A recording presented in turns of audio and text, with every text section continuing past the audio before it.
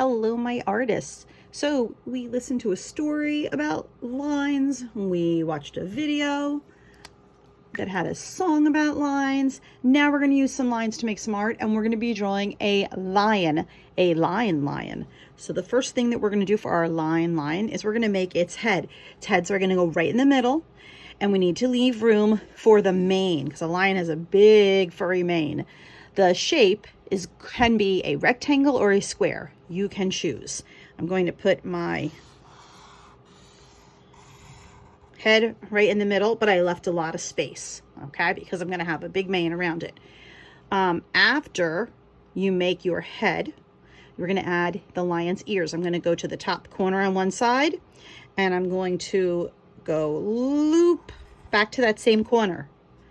Same thing on this side, loop back to that same corner. If I turn it around, they almost look like little raindrops coming down. All right, so I've got my head and my ears. Next thing I'm going to do is my nose and the mouth.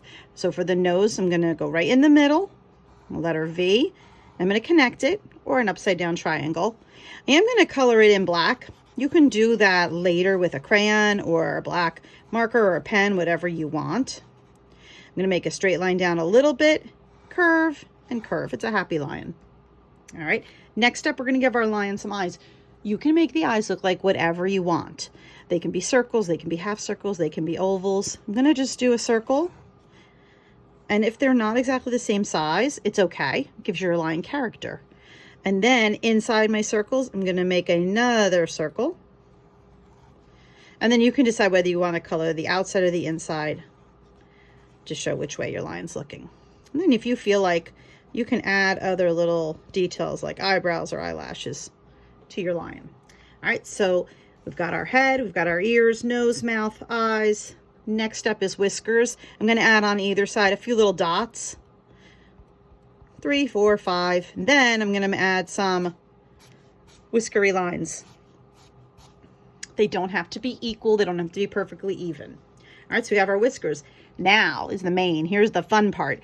Now, I have pulled out a bunch of lion-y colors. Okay, they're also warm colors. And we'll talk more about warm and cool colors with another project.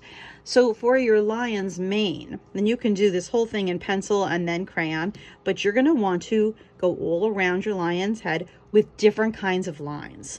So straight lines. And I would fill a few extra ones in.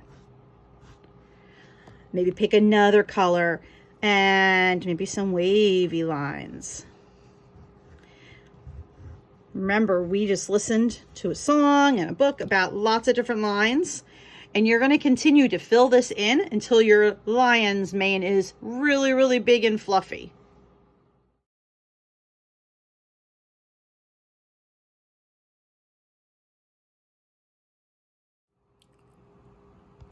Okay, and here we have our completed lion. You can see I filled in all around the lion's head, the square rectangle, with a lot of different lines to give him a big mane. You can keep going. Some of the lines can cross over each other, that's okay.